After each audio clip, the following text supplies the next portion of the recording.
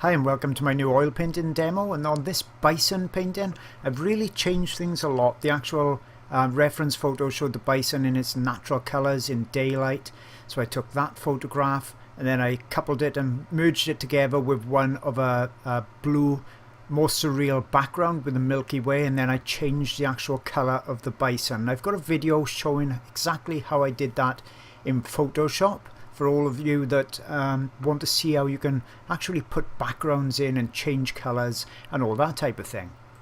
So to get on with the painting, I've taken my canvas down to my desk and I'm starting off with acrylics, and I've got some cerulean blue, I've got ultramarine blue, and I've also got some burnt umber in there and some white, and I'm using acrylics just because it dries super fast, no other reason than that.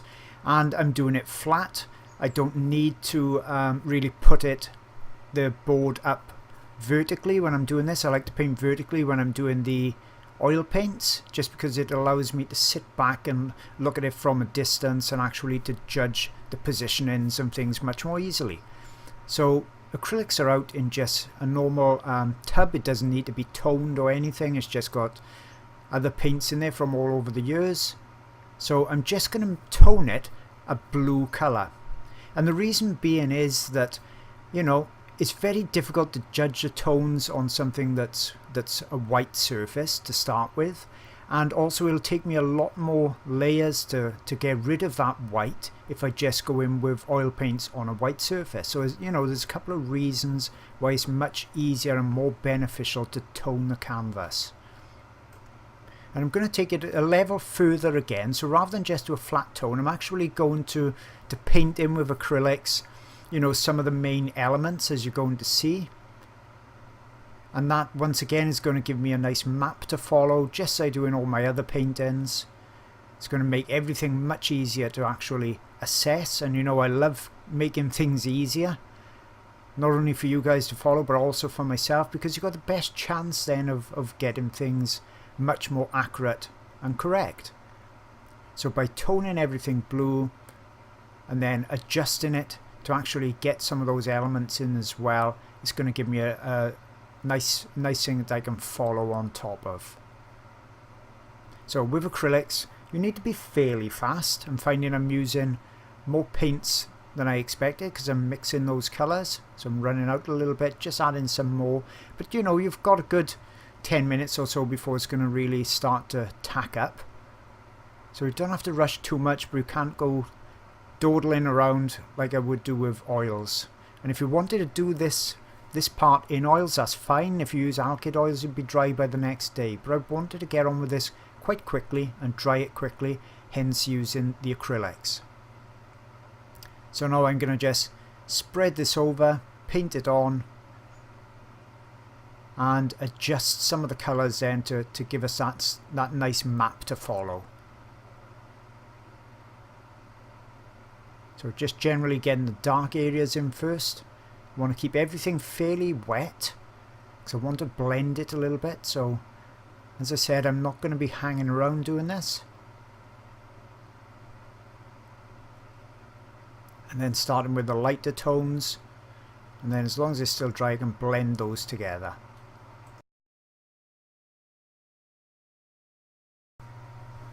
So as I mentioned, I've got to work pretty quick with this because it does dry quite fast. And in my studio, it's at the top section of the house, so it's quite warm up there as well, so it is drying that bit faster again. But it's not a problem, it's only toning. It's not critical, everything is going to be painted over, but there's no point starting with a white canvas. It's only going to make things a lot more difficult, so I might as well try and match that colour much as I can. That's going to help me, as you'll see further on.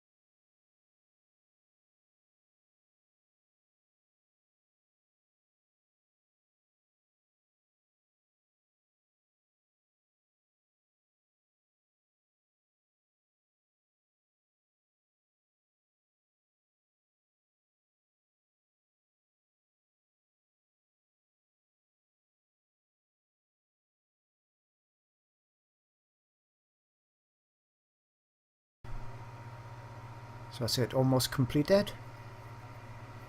I like to do some horizontal strokes then, just to smooth all those brush marks out. Going from the bottom to the top. Checking to make sure I've gone up far enough past my lines, my pencil lines there, that's showing me the actual area I want to paint towards.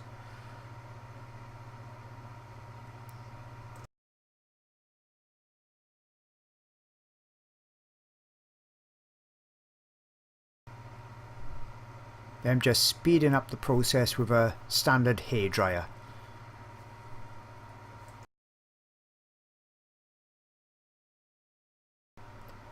Okay, so that's all dry now, fully dry from the hairdryer, and I'm going to transfer and just basically trace in this instance my reference photograph on top of the toned surface. So excuse my body and the back of my head for a moment. I'm just lining everything up, sticking it on there with masking tape. As I said, it's all horizontal, it's all flat on my table, and it's just normal printer paper, so a nice thin paper. And then I'm going to put some transfer paper underneath, and that's just like a carbon paper. But of course, if you want, you can just actually draw it freehand or whatever you want. If you feel it is cheating, it doesn't matter, you know, it's totally do what you want. I'm just showing you various techniques, whether it's drawing or actually transferring in this method. And I'm just going to transfer the whole thing over. Okay, so it's all transferred over. I got my acrylic paints back again. I've put them out on a glass palette by the side of me. I'm just using a couple of brushes, and now I'm going to go in with the acrylics again, just get my little tub of water, and I'm going to refine this to create that map I said about, to get the darks in and some of the highlights in. I'm going to make it much easier then for when I come back and do the oils. I've got my marl stick as well if I need to rest my hand on something, just to make everything a little bit more accurate for myself. So just thinning with water, nothing else. That's what we're doing with the acrylics, only the water.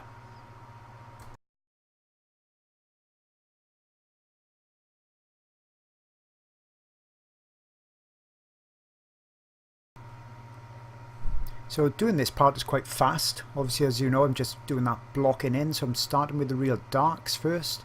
So that's mainly Prussian blue and black.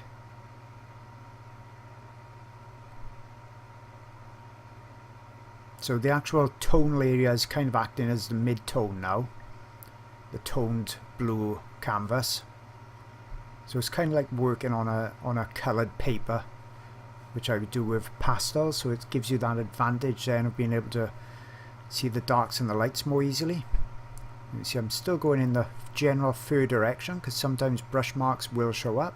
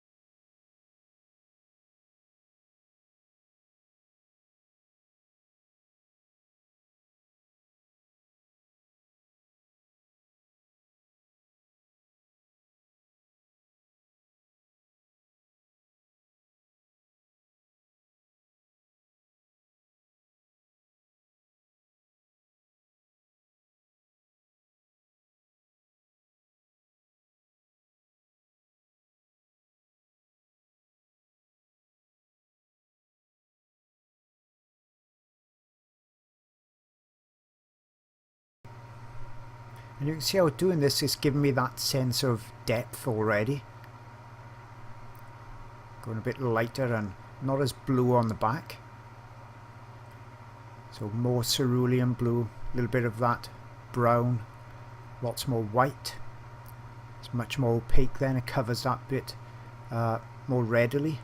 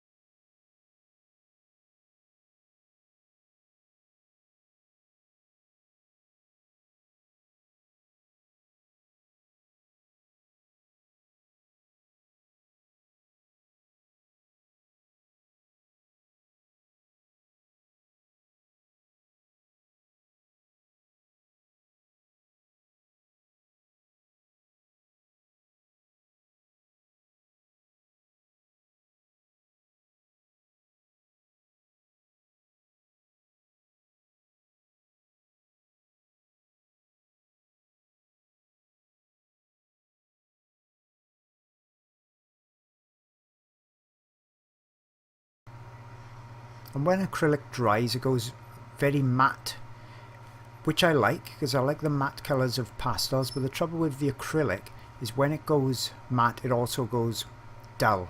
So you can see on the head already, the real darks that were very dark black and blue, already they are starting to look very washed out and subdued, and they won't come back unless they got varnished.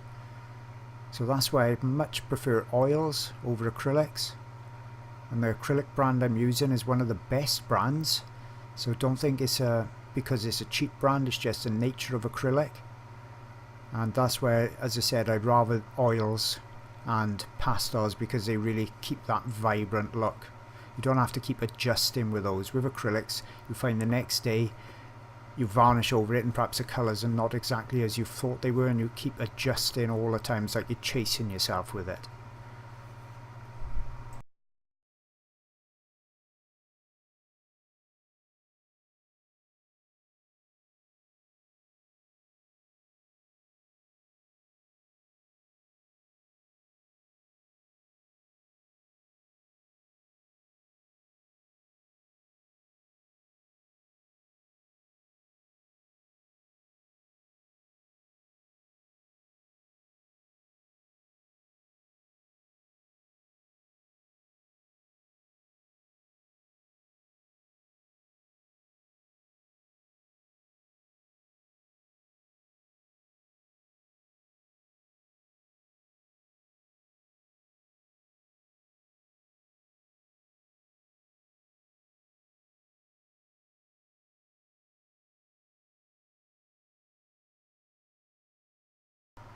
Switched over to the oil paints now, so I've got my palette on the right.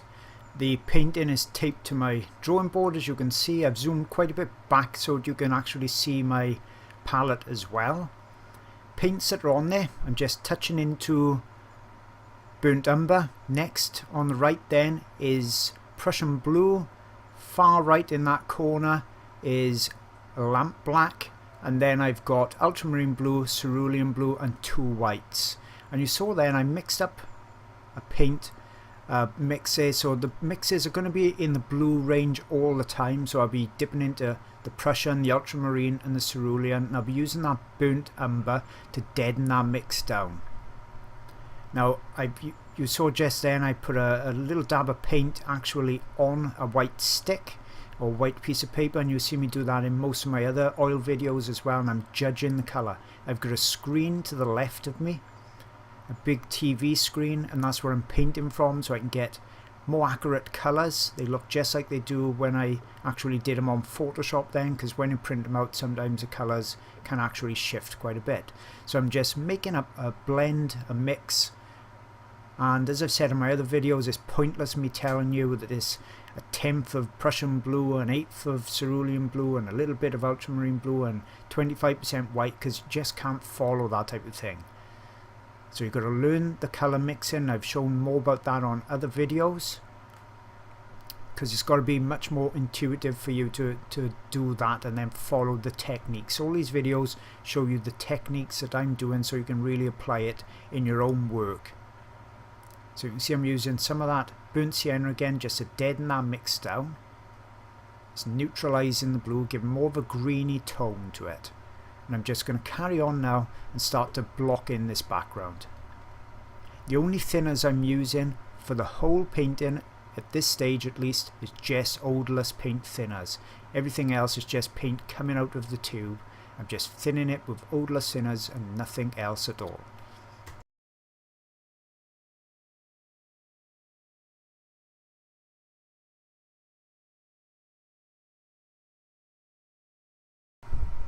So you can already see with the oils how they're much more opaque.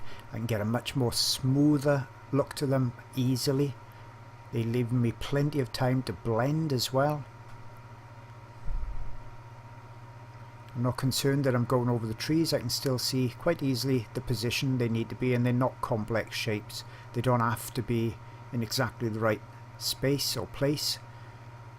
So I'm not concerned about that. I just want a nice opaque background.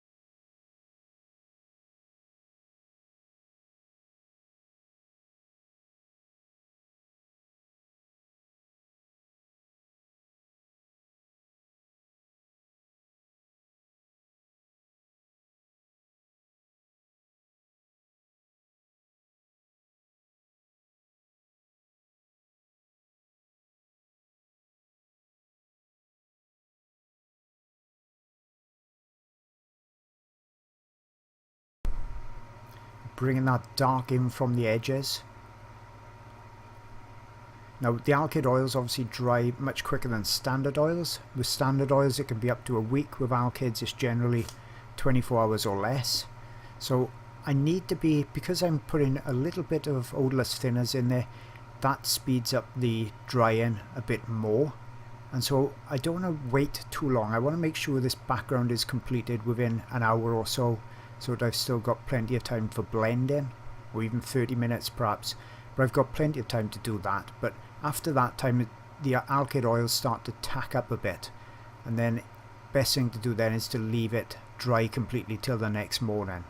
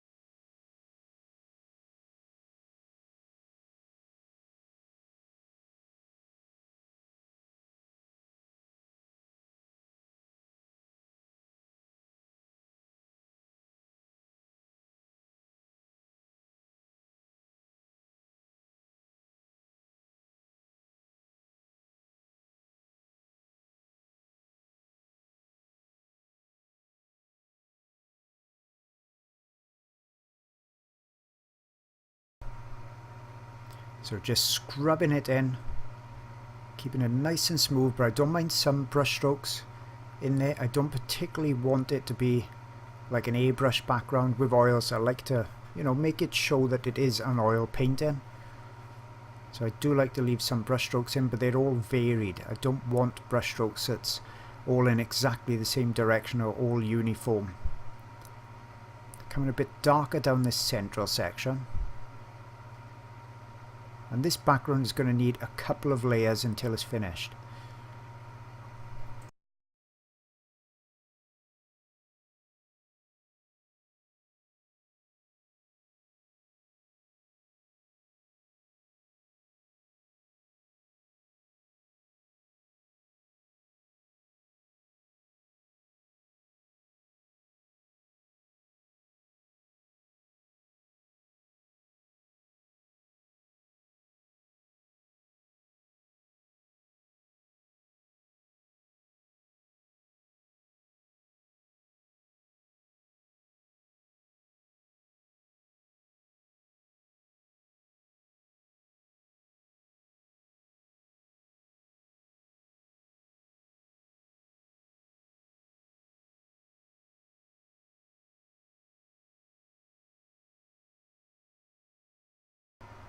So I'll let that stage dry overnight, and I'm coming in now, day 2 of the oil part, and I'm mixing it up again, mixing some more of the same type of colours, kind of try and get it a bit more accurate, and also build on the layers, because I need to get this background finished really before I start to detail the bison, because it needs to overlap the background a bit.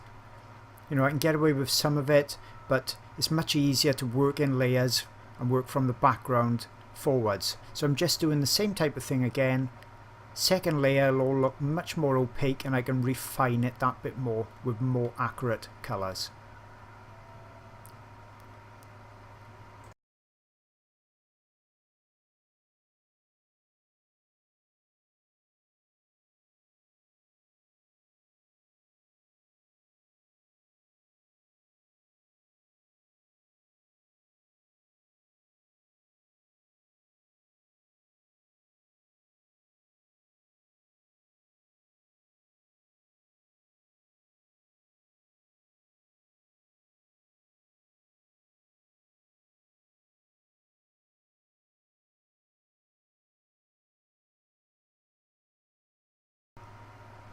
I'm quite happy now that I've got the major part of the background in. It's still wet, so it's the same day.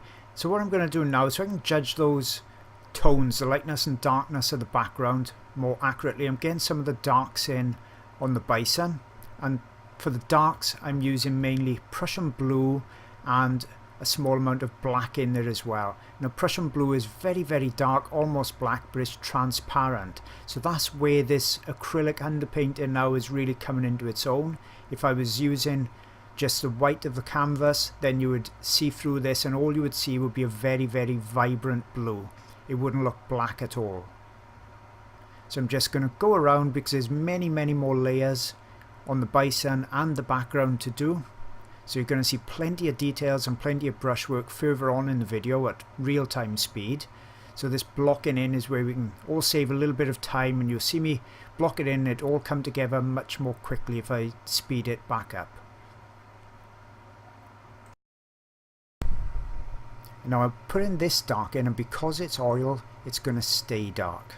So that's going to help me a lot, because you can see how difficult it would be to do an acrylic like this all the way through and find out that my darks are losing their saturation, their tonal value all the time. So I come in the next day and it looks wrong and I've got to redo it, only to find perhaps when you varnish it at the end that it changes again.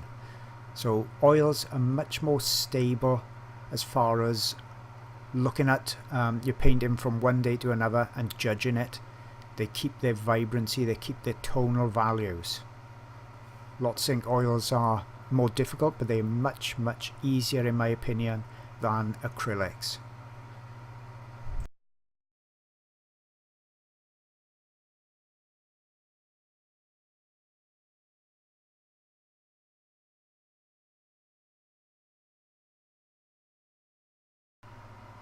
At this stage I'm not really concerned about details at all, but sometimes I want to slow myself down. I just got a smaller brush, just blocking in the eye. The eye is one of the darkest parts of the whole painting, so it's quite important to get that in so I can judge that everything else is going to be you know, that little bit lighter than the darkest part of the eye, and also the nose, the recess of that nasal part is very, very black as well. So, you know, you need to help yourself out by, you know, fairly early in a painting, I like to get the lightest light in there, and that's pretty much the tip of the horn. So I like to get that there. I like to get the darkest dark, so around the eye and the nose, in there at a fairly early stage, so that I can then, as I said, judge everything else by it. I don't want this background to be too light or too dark, because it's going to alter the way the whole idea and the painting is. If it's too dark, then the bison's dark head is not going to stand out from it too much. If it's too light, then you're not going to see the stars when I put those on later on.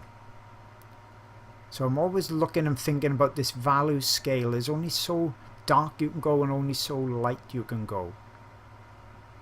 So just blocking in just the idea of where the eye is going to be, the shape, some of the highlights as well. Trouble when you're videoing a dark painting such as this, it really shows up any glare, and that's why I've had to, you know, come in at various angles as well with the camera to try and prevent that as much as possible. And when I'm working on the bison, I'll have the camera to the left of me as it is now.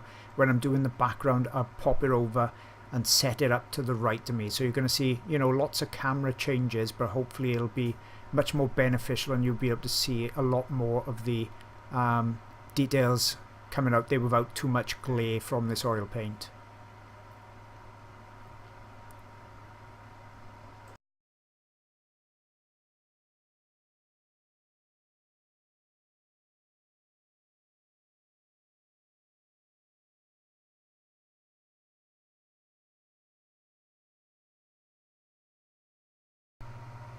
So just continuing this blocking in stage, going much darker now because I want that bison to really stand out from the background. I'm thinning only with odorless paint thinners. I'm not using any mediums at all, so I'm not glazing or anything, so I'm really just direct painting. You don't have to have the palette by the right hand side like I do. That's just for my ease of camera work as well, and because there's not many colours or even mixes at all in this painting, I've concentrated more on showing the canvas rather than the mixing area, because it's just a couple of shades of blue on there.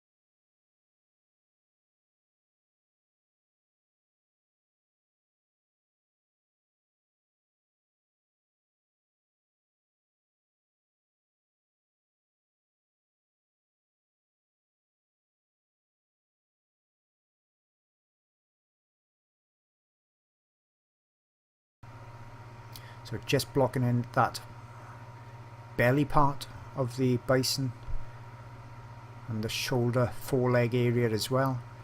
You see how easy it is then to put a lighter tone on top with oils, because the paint is not that fluid.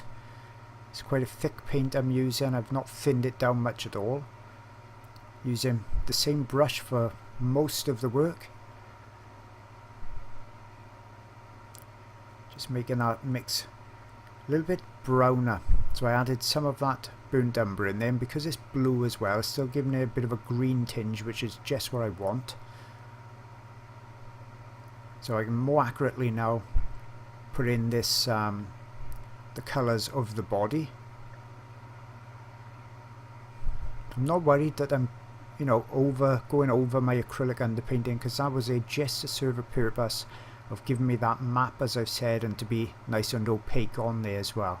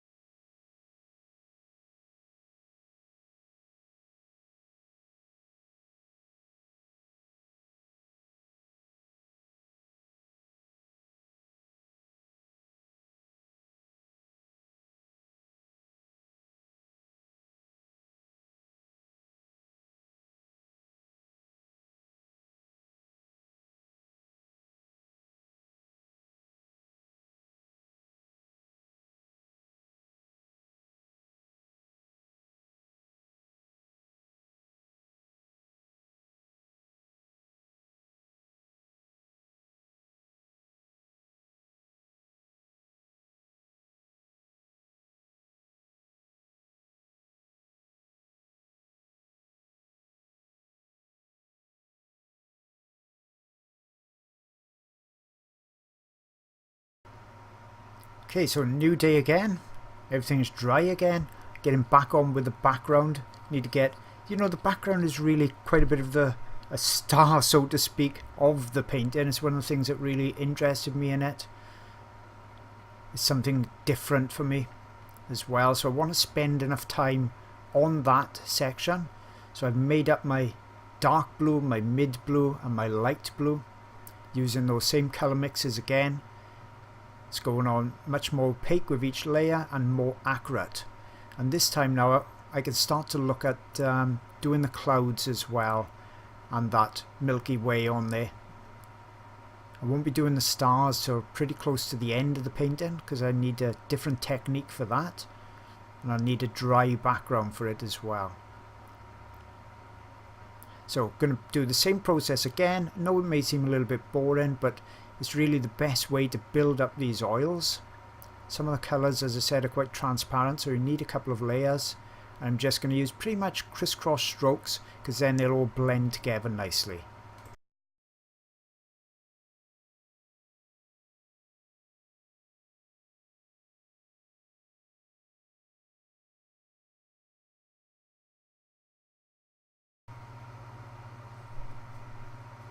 So you can see it's second layer now of oils going on there, and I'm getting the colours more to what I want. And this background is only taking about perhaps 30 minutes each time I'm working into it, so it's not like it's adding hours to it, and I really want to get it right. As I said, the background is an important part for me on this painting. I'm going to get the stars on there as well. I'll show you a simple technique with that, but I need to get this basic colour, you know, pretty much spot on, because once those stars are on there, I don't want to be going over the top, because it's going to use some thickish paint and those marks are going to show up even if I overpaint them.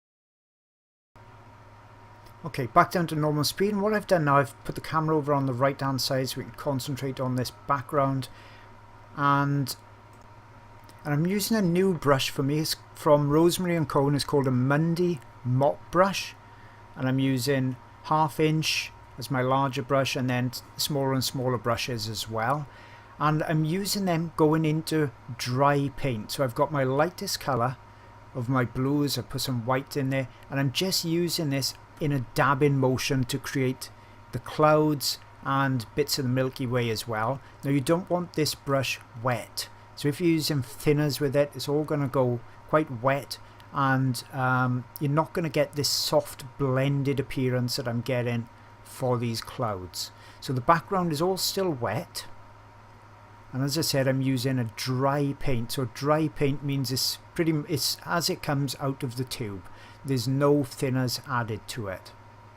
And you can see I'm just using light motions, dabbing motions, just to create that fluffy cloud texture and appearance. Now I don't want to cover obviously the whole background with it, and then it blends out to the side, so it's going lighter as we get in nearer to the Milky Way above the bison's horn, and then it's going quite light around the head side, and then as it's drifting out it's going darker and darker. So I'm sorry you can't see with the glare every bit of detail on this, but that's the trouble with oil paints and video in a dark subject. But you get the idea. You can see the reference of my final painting on Patreon, so you can look at that on your screen by the side of the video, or print it out so you can see. And all I'm doing is gradually going lighter and lighter here, and just building layer upon layer with that dabbing motion. And the brushes are quite short as well, using a smaller brush now. And I'm sitting, quite a bit away from the canvas so I can take it all in, so I can see all of what I'm doing and assess it by the other tones on the background. So you see, just a light motion.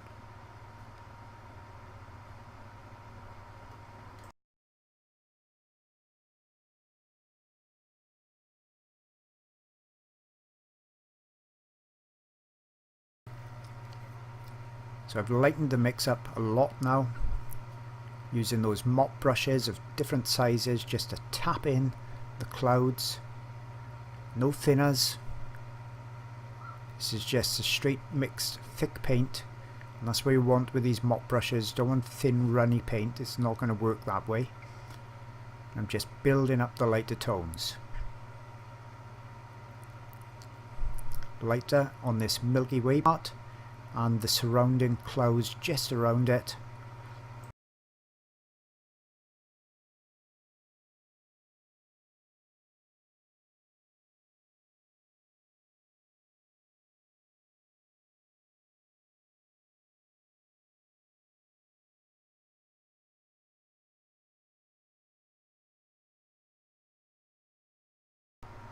And now I'm gradually coming in again with some lighter tones. Now that Milky Way above the horn is nowhere near as bright as that in real life.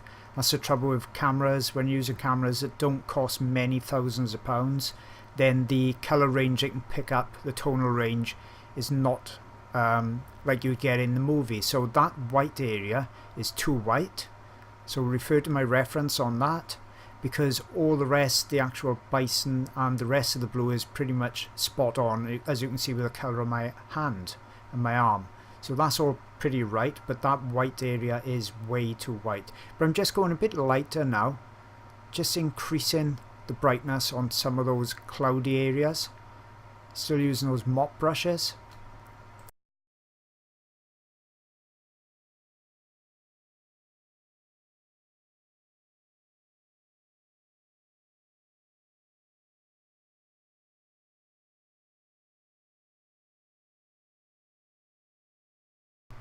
So with that stage, the base stage of the background done, I just done a little bit more on the clouds.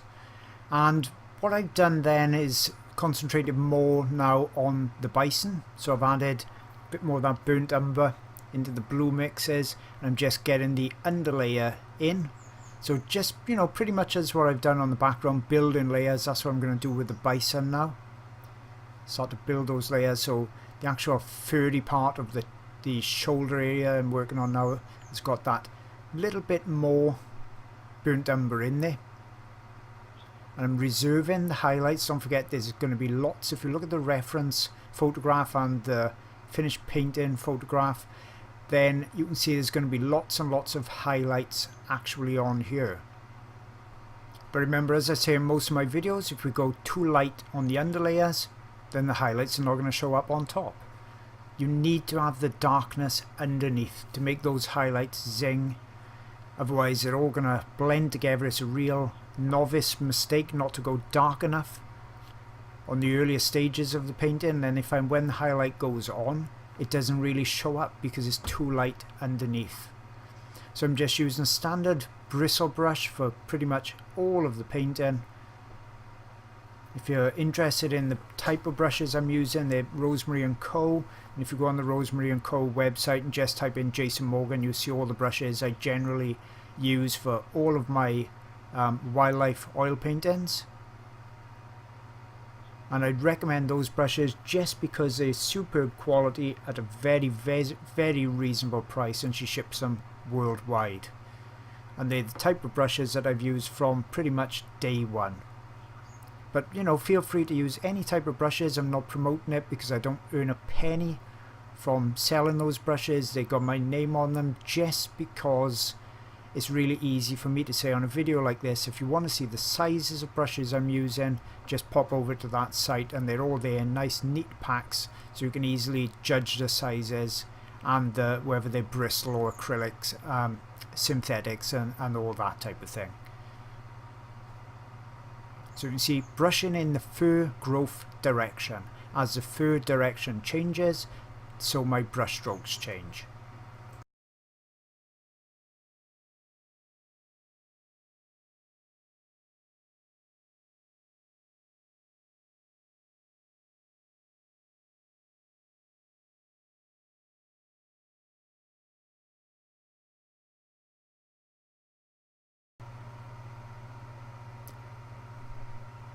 So once again, working on that body colour, building up the layers, building the opacity, building the texture. I'm not concerned that I've gone over the face of the bison, because I deliberately do that around the whole body because I don't want that cut out look you see in lots of amateur paintings. I need it to actually go over the background rather than butt up against it.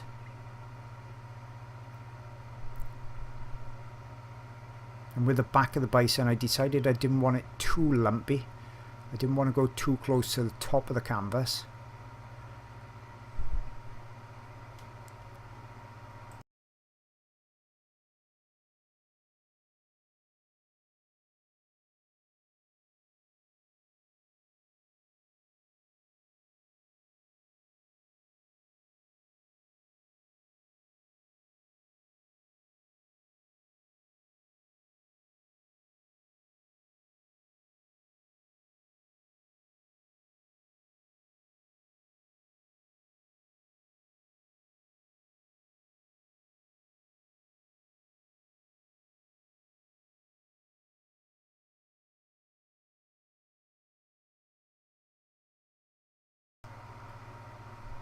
So that's getting in those darker tones, so that's the area, and you'll see me do this with pastels as well. Get the mid-tone right, then come in with the darks, and then come in with the highlights on top of those. So still using a flat brush on its edge. It's giving me enough detail. I don't need to go and start with the round brushes or little rigger brushes. It's quite a furry, thick fur with not that much detail. I'll put the detail in just at the end. But I want to get this dark enough so that I can get that highlight on top.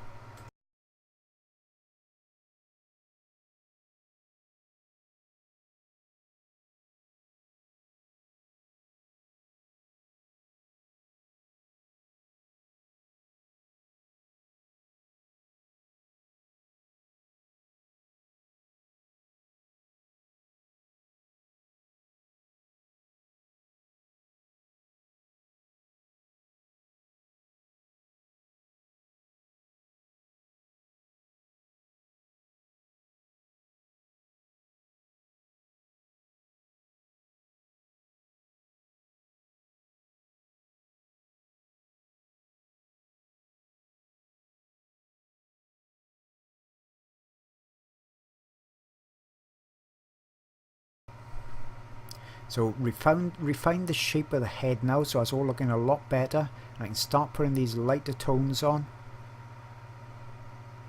And now you can see why I said I didn't want to butt the sky and the shape of the head or the back up together. I wanted to overlap it deliberately. that gives that feeling of recession. We've got layers in it, just like in a Photoshop altered image at the beginning. We've got layers here. We've got the background, we've got the mid trees at the bottom, and then we've got the bison at the front, and that'll give the painting depth. So you can see I've got much lighter now, definitely going in the fur direction now. That's critical, and I'm not worried that it's all looking a little bit fake on the fur. This is just an underlayer. I'm going to come on top of it with many more layers and really add the details till it looks very realistic.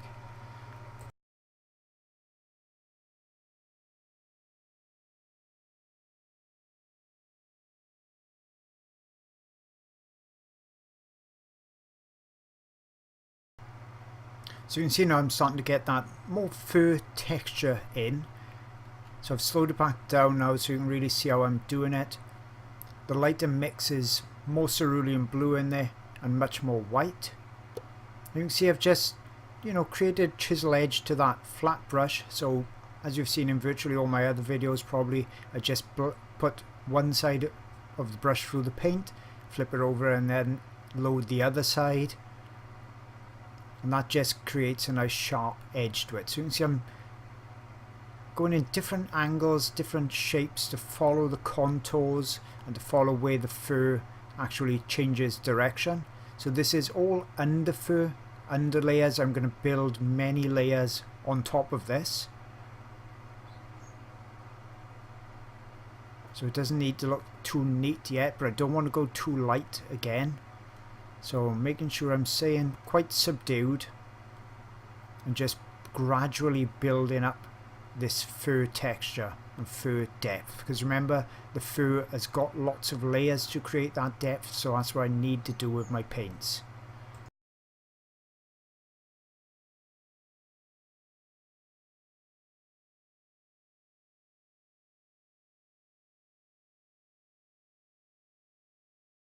So this stage goes along quite quick, the building of the layers. It's the first part of the video and it's about halfway through at this stage. And I've decided to come in with a large rigger brush, so it's not a little tiny haze, but I wanted to get much more texture in there, a bit more fine haze than I was getting with my flat bristle brush.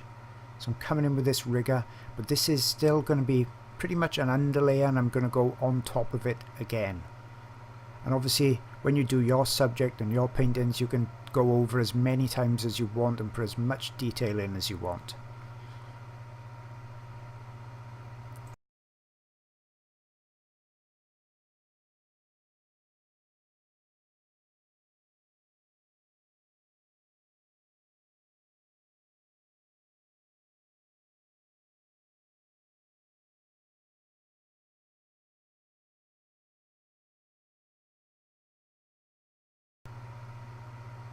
And so it's coming to the end of this video, and on the next one then we can really start looking at refining everything and much more detail work.